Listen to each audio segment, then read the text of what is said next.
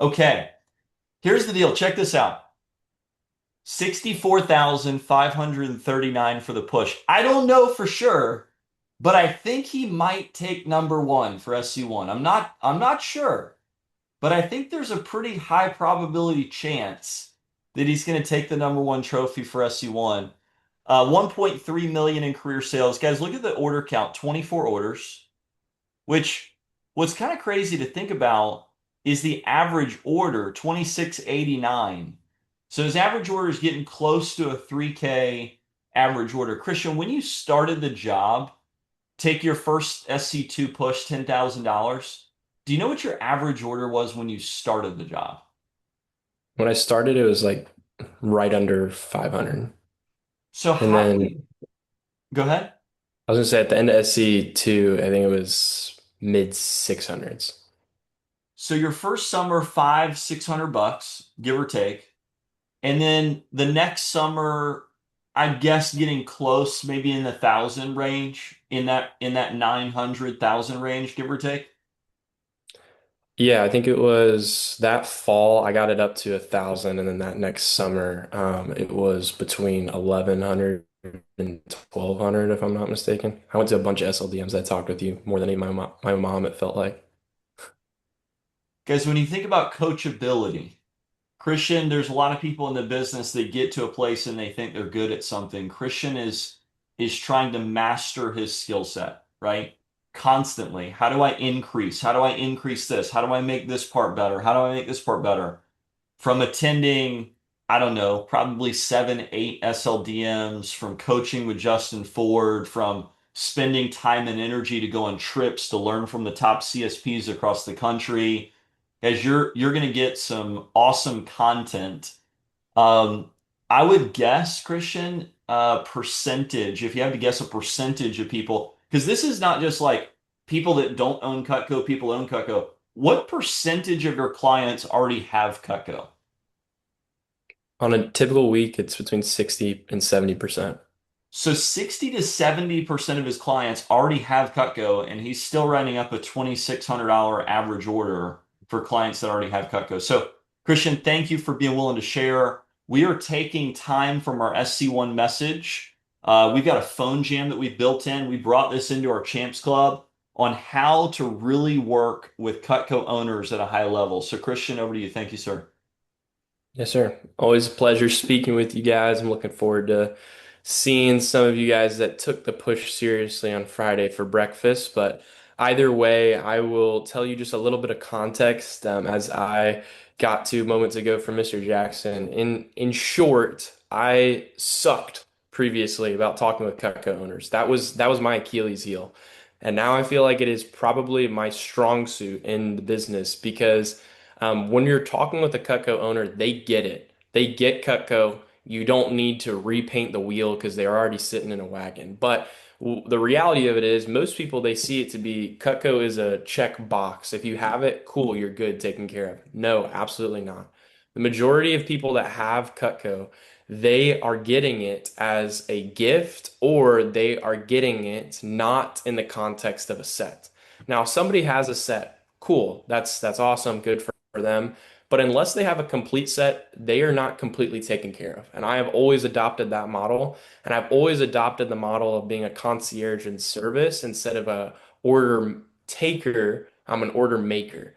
So I want you guys to buy into that because the sooner you believe that, the sooner you have full conviction for that, the sooner you can create these type of orders that are really nice when you look back on them, but more than that, are really nice for the lifetime of your customer. And a lot of people they look at it like, oh, well, this job is like I have to do something and I have to write up these orders and I have to create the CPO. When you start realizing that you get to and that this is a one-time service that you're getting to do for a customer, that we are a hot commodity in the world. We're taking care of somebody that they get to reset their kitchen experience once, in reality twice once they meet with you if you do it right. So how you set the foundation is really important for how Cutco's changed and also how Cutco is made to be owned. Now, a lot of people get lost in what that means because they're like, well, like my customers are different than other customers. And the sooner that you believe that all customers are the same, they just speak a different language and speak different feelings to come to fruition. They're all the same. The sooner you believe that, the sooner you'll be able to open your eyes to what the averages should look like, and more than that, what the orders should look like for what somebody owns. So I'm gonna give you guys two stories before I start that opened my eyes pretty quickly. So my first kitchen, my first Cutco kitchen, was in 2024. And in that kitchen, they already owned $2,500 worth of Cutco. And that was like current day. That wasn't what they paid a couple decades before. They already owned $2,500 worth of Cutco. And so you guys are like, what? Like, how did you create a kitchen when they already owned Cutco? The reality of it is if they don't have all three categories at a minimum taken care of when it comes to us as a kitchen company, then they're not getting the full kitchen experience, or you are not really, this is going to sound a bit blunt, but you're not servicing them to the full capability that they should be taken care of too. What I mean by that is if you don't understand cookware, if you don't understand flatware, then get to a point where you can. But more than that, we're going to talk about the knives here first because cookware and flatware we'll add on later in conversation. If you guys are in my coaching group, then we're actually talking about this week. But when we're talking about knives, most people miss the picture that you're painting in regards to what it looks like for either they how they already operate or how they could operate. So I'm going to kind of walk you guys through my system of operation when I'm speaking to a Cutco owner so that we are all kind of checking these boxes in the same flow chronologically.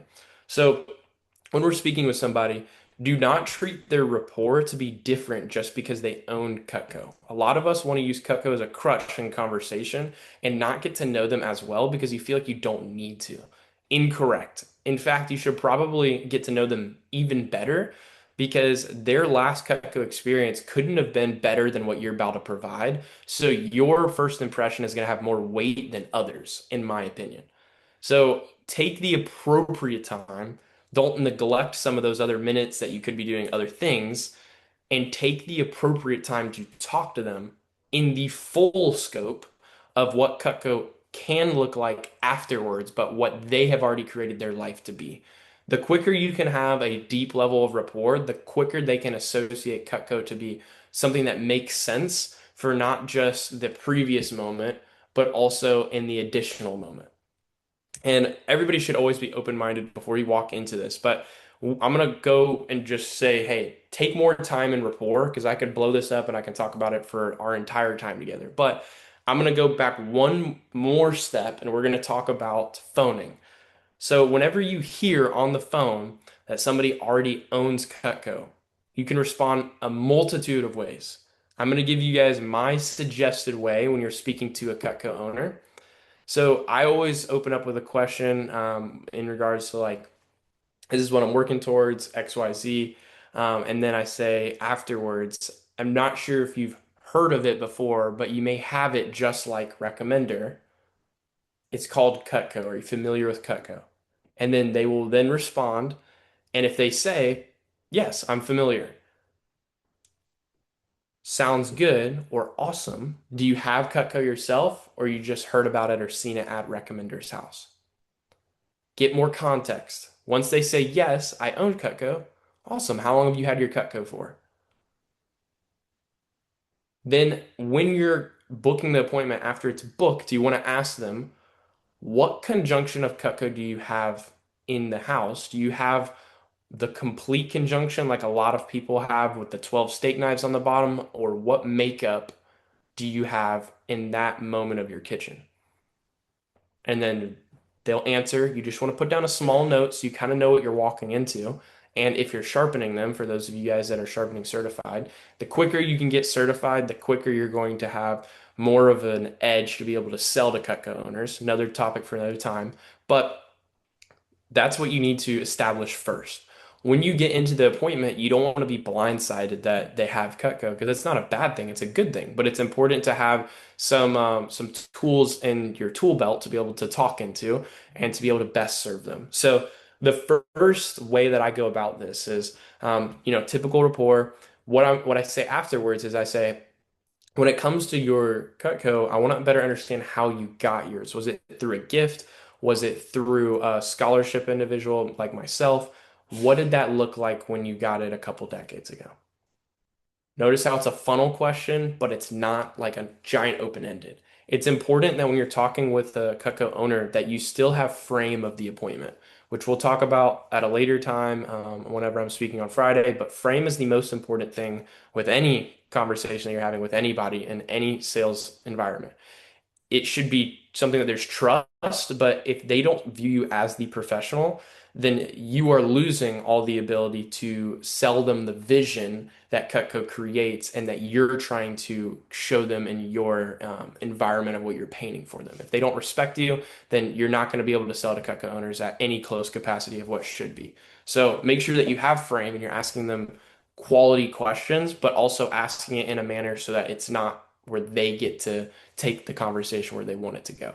So then after the answer, you're going to say, now I know we spoke on the phone. Have you ever had them sharpened before? Have you ever had them taken care of?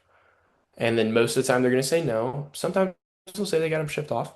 And then what you're going to do is you're going to kind of assess some of their knives after you tell them your power intro as a person, followed by what I say after I do the power intro and I have them scan the barcode just like everybody does here.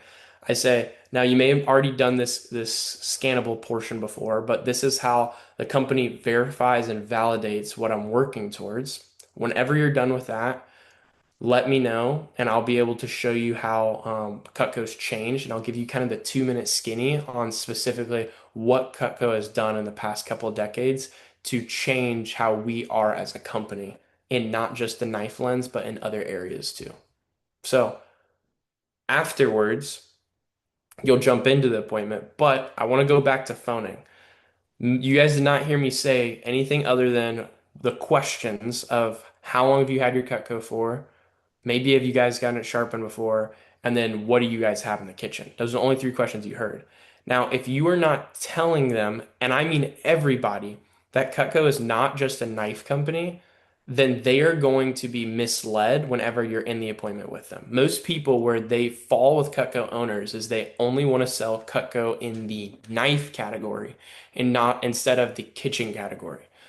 Remember, most people, especially if they got Cutco a decade ago, they did not know that we were a full service kitchen company because guess what? That wasn't always communicated and that wasn't always residentially capable for everybody.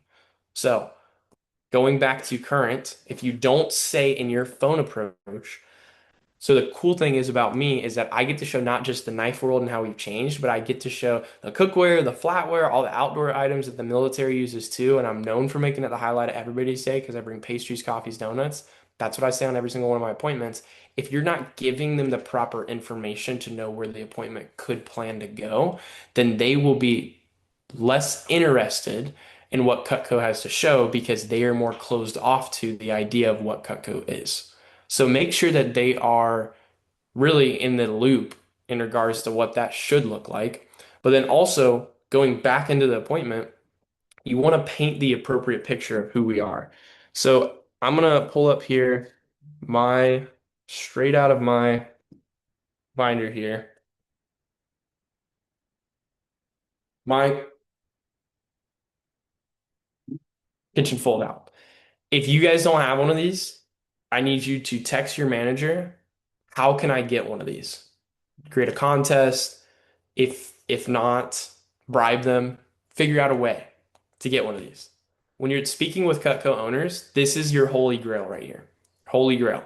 So there's also something called an upgrade program. Most people like to think, oh, I used the upgrade program for this. Incorrect. Incorrect. You'll use the upgrade program as a last ditch literature ability, but you want to use this as your foundation with Cutco owners, with non-Cutco owners. And I'll kind of show you guys how I give the 2 minute skinny edition of what we are as a company so that it's able to promote the best picture for you while you're taking care of them in this next dimension of upgrading. So, regardless of what they have, you're going to say pretty much the same thing. So I know, shocker, you still knew that we were a kitchen company. That wasn't a surprise. Obviously, you can see everything that I have here on your counter. But talking into how we've changed, a lot of people know this, but we have been number one in North America for a minute, but in many standings, we've become number one in the world since 2023. And there's five different ways that people will find Cutco in. So I'm not sure if you're aware with the Cutco Cube, where a lot of people end up going at some point in their Cutco lifetime. But there's something bigger than the complete set. It's called the Cutco Cube. Get a picture if you don't have a picture.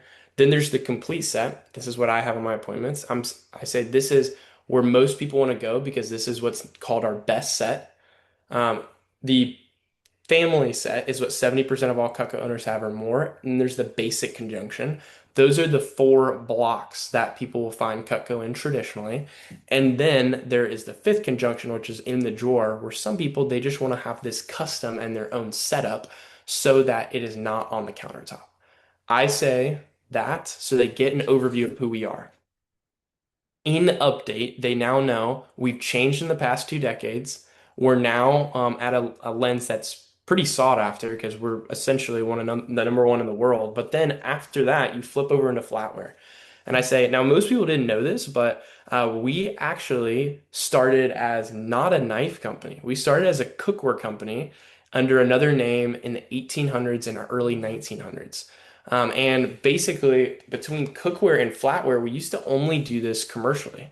So this is something that we've changed a little bit over time, but we're now top five in the traditional market of flatware, and we're also considered to be in the cookware layer top three in the stainless cookware world. So we'll talk about what that means, what that looks like. But essentially, we've always done these, but we used to always do them commercially instead of residentially too. Cool thing is that we'll kind of talk into all three and how we have changed and how we are popular in many different walks. But more than anything, there's three things that just make us who we are as a company in any endeavor. And first off, that's because we're American made. I'm not sure if you're familiar with K-Bar. You show them a K-Bar and you say, we make the official outdoor items for the U.S. military, U.S. law, U.S. fire. We have since nearly right after World War II. In addition to being American made, we're made out of everything is made out of only in New York. And that's where we take great pride in having quality that is going to be reliable instead of Chinese, where you don't know what you're getting, and a lot of times it's not going to last past the year. But the second element is that we have something called a forever guarantee, like I'm sure you remember. I'm sure you know, if not, you've used and you love. But that means free sharpening, free servicing. If anything gets damaged, we replace it. No questions asked, free of charge. And the cool thing is too, is I know you have some kids. You don't have to tell me who your favorite kid is. I have way too many siblings, and I know that every parent's favorite is the youngest, unless the youngest has been in jail or something crazy. So I know that you'd probably want to pass this down to your youngest, if not somebody else. But they never need a receipt. They don't even need to have your same last name. So if your youngest is a girl, you don't need to sweat it. This is something that no receipt necessary. All you need is the physical Cutco to take advantage of this. And I have 10 out of my like 12 appointments that say I'm doing in a week. I typically have somebody where there's about two of them that they want to get their Cutco taken care of because they've had it for over 30 years and they weren't even the ones that got it themselves. And then third, I talk about how we're the only company in the globe that's made now to go in the dishwasher in regards to not just the knife lens, but also other areas of the kitchen. And the reason why is because of the sealant that we've created and the steel that we've maintained. Now, past that, you don't need to have like $1 million line. But what you've done is you've laid the framework for where the appointment should go, given where they are as a individual.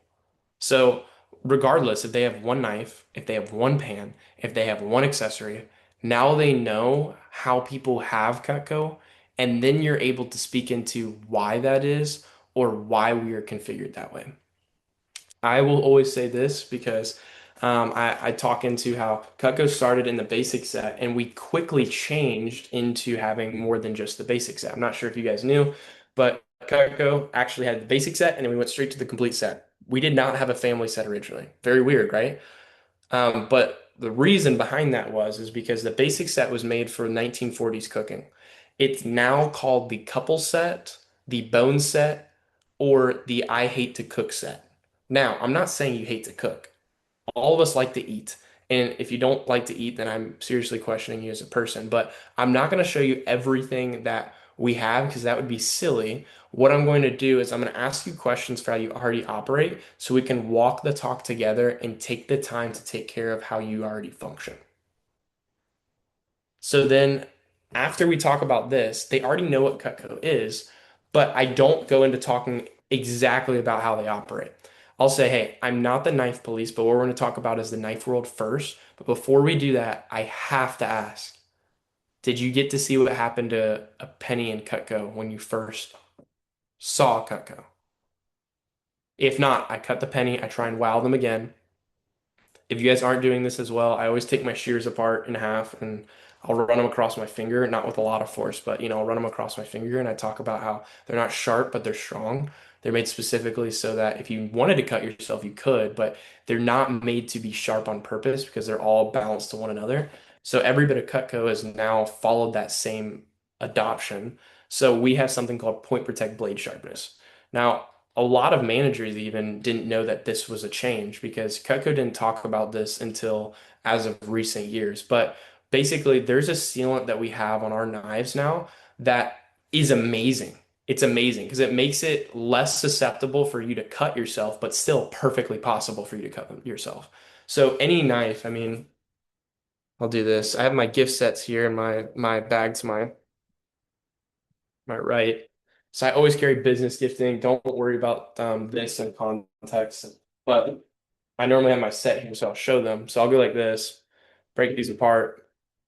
I want to show them like what this is, why Cutco's kind of changed a little bit. So our shears back when Mr. Jackson started, they used to be sharp as crap. They used to be super sharp. And that's amazing because that's what we wanted them to be. But our MO as a company changed.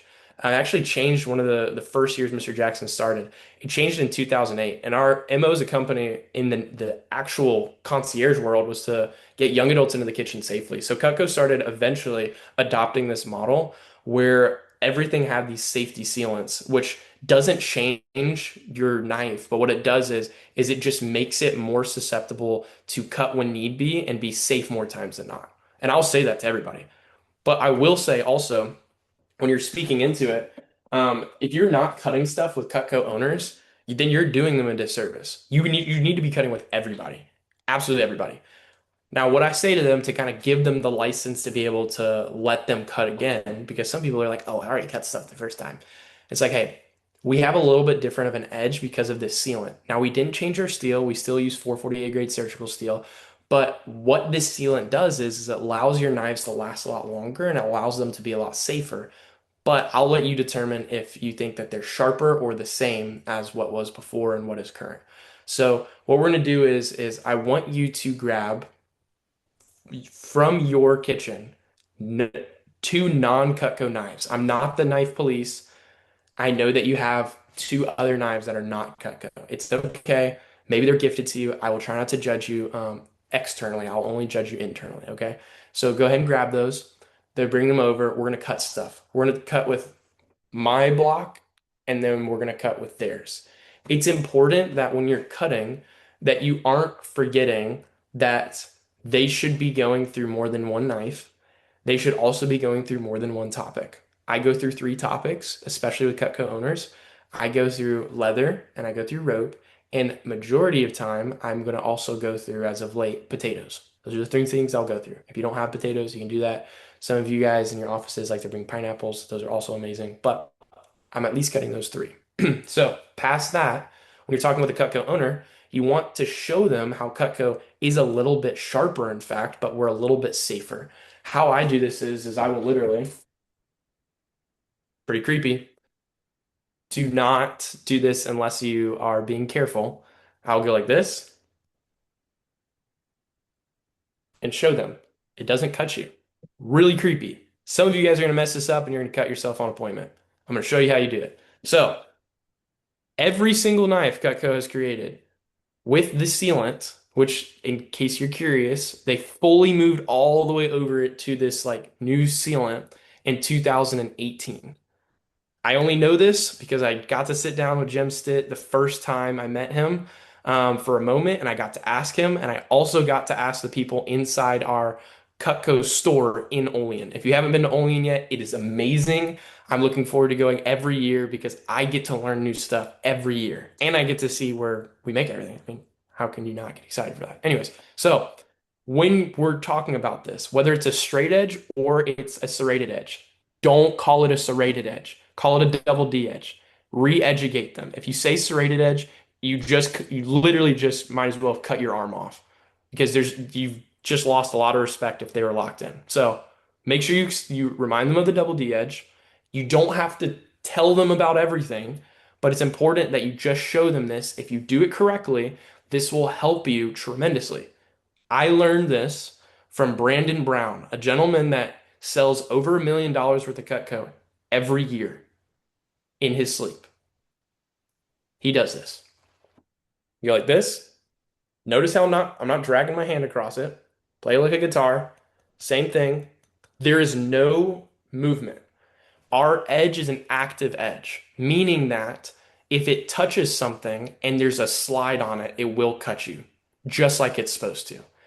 But if you're just barely touching it like this and there's no grazing, it won't cut you.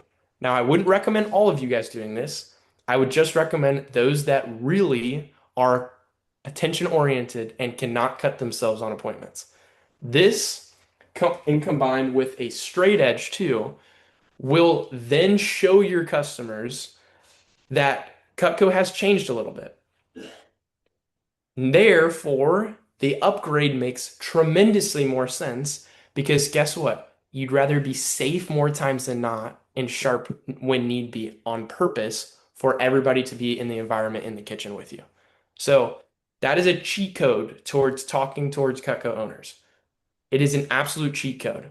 Do this with respect for yourself, and I would not let you just do this willy-nilly unless you were somebody that had the ability to do it with your manager first. So let your manager show you, and then you can do it. Past that, you should be asking every single one of your customers one category of questions. And this lays the whole foundation for Cutco owners, period. The meats, vegetables, fruits, and melons category.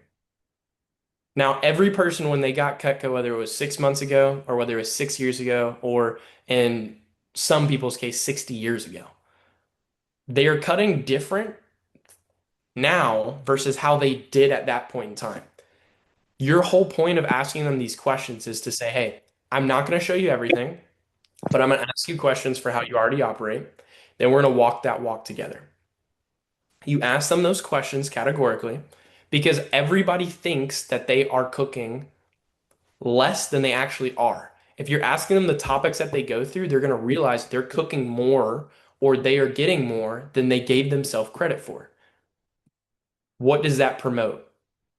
This promotes them to be in a position to use the upgrade program to their advantage. And then you walk the upgrade program out, how the upgrade program works. You have two options where you can marry together what you already have. So you have two different sealed Cutco items or potentially all one sealed Cutco item in your kitchen, and you're having the right topics for the right reasons instead of the other lens of why people used to operate in the old world is because the basic set, this was made for 1940s cooking. There's only three differences between the basic set and family set. When you're explaining this to your customers, don't make it complicated. Don't make it complicated at all. There's three differences between these two and a preference. You guys ready? Simple as ever. I'm basically telling you guys how to sell family set. So in case you're not locked in, this is like bonus content. So there's a 5-inch Santoku. It's nicknamed the wife knife. Why is it nicknamed the wife knife? Ron, do you know? Perhaps, potentially? Because the wives love it. So I'm favorite. Correct. And because wives are traditionally shorter than men, they like shorter knives for shorter reasons, right?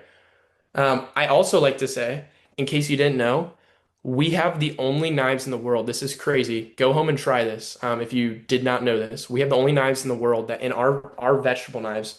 What I mean by this, like our 7 5 Petite Chef, our 5-inch Santoku, our 7-inch Santoku, anything that is after 2014, Those vegetable knives, they won't make you cry when you cut an onion. Go home, try it. You'll see this, you'll see this, you'll see this. It's because we have a sealant on it that instead of it bursting the gastric sac, it splits it. So it doesn't make you cry when you're cutting, but it just doesn't release the gas, but it still smells like onion. So regardless, 5-inch Santoku, cheese knife, sticky starchies, sweet potatoes, regular potatoes, apples, cheese. It's also a bottle opener for that top hole, in case your manager did not tell you. It's pretty sick. That's why we call it the entertainer knife, and it's in the entertainer pack. And then a hearty slicer. Now you may notice I didn't talk about the shears. Shears go obviously without needing to be said. And then you get a preference between table knives and steak knives. Did anybody here know that we have the number one steak knives in the world? Open consensus? Like, not up for discussion. We have the number one steak knives in the world.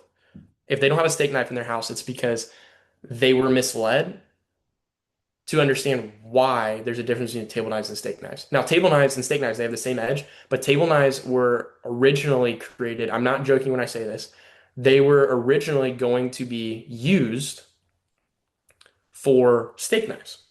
And then guess what the company realized? It's not enough knife for, all your meat, like if you're going through a bunch of steak. And then what they labeled our table knives as is, I'm not joking. Table knives are day-to-day knives for vegans. That's literally, there was a short period in time where Cutco adopted this. So I will tell all my customers, table knives are actually designed for households that have kids under the age of like 8 or are vegans. Now, I'm not saying that you're not going through meat. They have the same edge, but the steak knife is what we use for eggs in the morning, chicken in the midday, anything and everything in the afternoon on purpose. You get your personal preference. There's a little different in the grouping. The complete set, don't overcomplicate it. There's 6 differences. I talk about 5 differences. So I talk about how there's a salmon knife for if you're actually selling all the topics, boning knife, 4-inch Santoku, or excuse me, 4-inch paring knife. You have your mini slicer. You're also going to have your second Santoku, 7-inch Santoku, and you have a cleaver. I don't talk about the cleaver, it's unnecessary. But what I do talk about is the other layers and how it has 2 more steak knives. Do I talk about all of the items and every single upgrade conversation? No. What I would encourage you guys to talk about when talking to Cutco owners in this single sense of basically upgrading them in their original knife category is to speak into confidence that people get Cutco because you'd rather have something than not need it, than need something and not have it. Also, how you have Cutco is how you set up your family. If you only have a basic set, you're only setting up your basics. You're not setting up the household's basics. The reason why we have the family set in difference to the basic set is because it is taking together both worlds of not just you operating, but everybody operating inside of the kitchen. And then the complete set is made for people that they're going through different cultures and they're entertaining. What I mean by different cultures is, if you're gonna go through the same, 4 meals a week, and there's 2 people that cook, then the family set's for you. But if you're gonna go through different stuff creatively, the complete set is where you should fall under categorically. If you're not speaking into this with conviction, then you're misleading your customers. And if you're not calling our complete set the best set, then you're misleading customers as well. Don't neglect either space. I know this is a bit blunt. I have more time that I can talk into the cookware and flatware. But for today, I want to encourage all of you to change 3 things of what you do. Just a little bit of call to action here. Change 3 things of what you do currently when you're speaking with Cutco owners. Aside from rapport and quality questions, I want you to first off take the time, take the time, take the time to tell them about how Cutco's changed and show them cutting again. Second off, I want you to tell them Cutco has changed as a company because people have wanted changes over time. We went originally from the basic set to the complete set in the 1940s and 50s on purpose because we have changed over time how we operate as people, period. We're not having turkeys every week, are we? No, we're not having meatloaf every Wednesday. No. So we've changed. That's established. So then you're going to speak into those questions of the three categories. Afterwards, you're going to paint the appropriate picture, speaking in competence and confidence about what these two changes can be and should be for how everybody operates. If they don't own $1,000 worth of Cutco, you have just done them a disservice. Upgrade programs can come in custom conjunctions. Do not be shy in exercising those custom conjunctions. It is not abnormal for someone to say, hey, I don't like the table knives. And I'm like, hey, I don't fault you. That's why we have stainless table knives. That's why we have steak knives. And that's why we allow you to have the upgrade program where you get to have something else in that bottom layer in the drawer. They don't have to be in the traditional makeup. Everybody loves stainless table knives. If you don't have one, buy one, show that to them. You can customize your upgrade appropriately for how people already operate. The more creative you are in this, the more confident you are in this, the more you're going to be able to sell it to a Cutco owner in the correct space. We, as people, should always be on the side of the fence of being a concierge rather than just an order taker. We're an order maker. So I encourage all of you guys to take care of the people in front of you. Understand that Cutco owners, they are not unique. They deserve to have the real new lens of Cutco too. And our job is to show them that and paint that appropriately. So that's all the time I got. I went a little bit over for you guys, but wanted to give you as much as I could. Phenomenal, phenomenal. I did order Christian Band-Aids for every office, and those have been sent via Amazon. So your manager will have those ready for you. Side note, please be careful if you're gonna try to show what he just did, hitting the Santoku. If you go like this, and then if you go like this, it will cut you. Okay? It will cut you. So please be careful Absolutely. with that. Please be careful. Have Hey to. guys, quick note. Sorry, Christian, go ahead. I was going to say have to be careful. That's why Yeah, I want you guys to next team meeting, which who here knows when our next team meeting is? It's not Wednesday, it's Tuesday. I want you guys to come in early if you can, or if you value making money or value the importance of your Cutco career, just come in a couple minutes early and ask your manager to show you this. And they should have band-aids on standby because Mr. Jackson just hooked them up. you cannot take the three-pronged fork, turning fork, and stick your hand with it. Okay? You cannot do that. I've done that before. It doesn't work very well. You'll end up with three spots bleeding in your hand. Okay? Don't do that. Don't do that. It won't work well. Hey, couple quick notes before we start on our phone jam. What? I was gonna say there's two knives that I want you guys to know not to do this with: salmon knife and boning knife. Those are the Yeah. two that you cannot do that with. Everything else, in theory, after your manager shows you, you have the ability to do so. So just food for thought. I'm Um, excited for the phone jam. Sorry. we have on Friday, obviously everybody knows we have SC1. We'll be together at Clemson at the conference center it's called the Madron Center, Clemson Conference Center. At that event, we have an invite-only breakfast where Justin Ford and Christian Hogue are going to be doing an invite breakfast, networking breakfast. We'll let some people know that get an invite to attend that pre-event. And then we also have a breakout that'll be happening with those two individuals on selling ultimates and flatware at a different speed. So that breakout was phenomenal last year for our people that got a chance to attend. We're going to replicate that event this upcoming Friday. So reminder that we have our 5K reception as well. So everybody that does 5K or more gets a chance to attend our 5K post event. We're going to have it's a local Mexican restaurant that we go to. We get the whole top floor. It's awesome. So we're going to do that after the event for everybody that sells 5K or more. Couple quick updates just so you guys can see kind of how you're pacing, and then we'll get ready to rock and roll in the phone jam. Here is the update. So right now over 5K, Christian, Matt, Tristan, Anna, KB, Carter, Caden, Catherine Walter, Costin, Evan Craig, Justin Ford, Mike Hughes, Jax Jackson.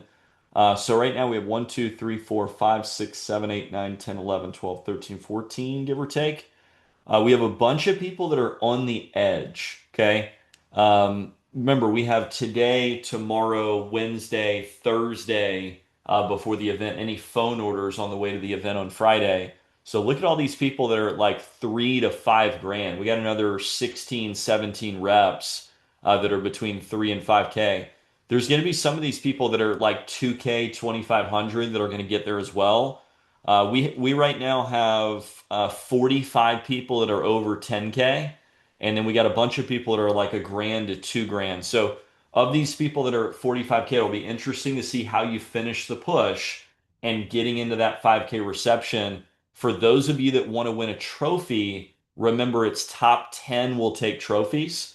It's probably going to take 10K plus to win one of those trophies. To be in the top five, it's probably going to take 15K plus in that range, just to give you an idea, kind of into the push last 4 days, kind of where we're going to be. Lindsay has a drawing ready. We have three prizes that we're going to give away this morning. Those three prizes, Lindsay, if you could just announce them to me real quick in the chat, would be great. We have a hearty slicer, a cheese knife, and a petite santoku. This is going into the week. So 7 demos going into the week got you one entry, 10 got you two, 12 got you three, 15 got you four. We're going to do a three entry drawings real quick. We'll make those announcements and then we'll start our phone jam. This morning, guys, our focus is to make sure that we get all of our slots booked for today, tomorrow, and Wednesday as priority. If you have an open slot that's not booked for today, that should get priority that you're making sure gets filled. Okay. This is the last day to impact our paychecks for this week that you'll get paid out on Friday. So while you're at SC1 on Friday, that money gets deposited into your account if you're on ACH. Let's make sure we maximize our slots today. KB last Monday, by the way, started the day with one. She booked another, she had a reschedule, booked it again. She still had one. Then she got recommended to somebody on that demo that sent her over to a friend. She booked an alley-oop on the demo, and then that demo sent her over to her neighbor. So it was three demos she ended up doing that day for about 2,500 bucks in sales. But she started the day with one that was rescheduled at the beginning of the day and then had zero. She booked another one, got two same days from it. So out of those three same days, created 2,500 bucks in sales. So it's about what can you create today, right? What can you create today? Lindsay, who are our winners? Cheese knife, hearty slicer, petite santoku. Who are they? Yeah, I'm posting right now. But Carter from Marietta with the red cheese knife. Carter J. Red cheese Hmm. knife. Okay, who else? We have Audrey from North Atlanta Audrey from North Atlanta. What'd she get? with the petite santoku. Petite santoku. Okay. And then to bring it home with the hearty slicer, we have Ayana, also from Marietta. Hearty slicer, Ayana. Hurry up. Ayana from Hearty Slicer from Marietta. Hey. Do we have a last name for Ayana? I'll figure it out. Green. Okay. Green.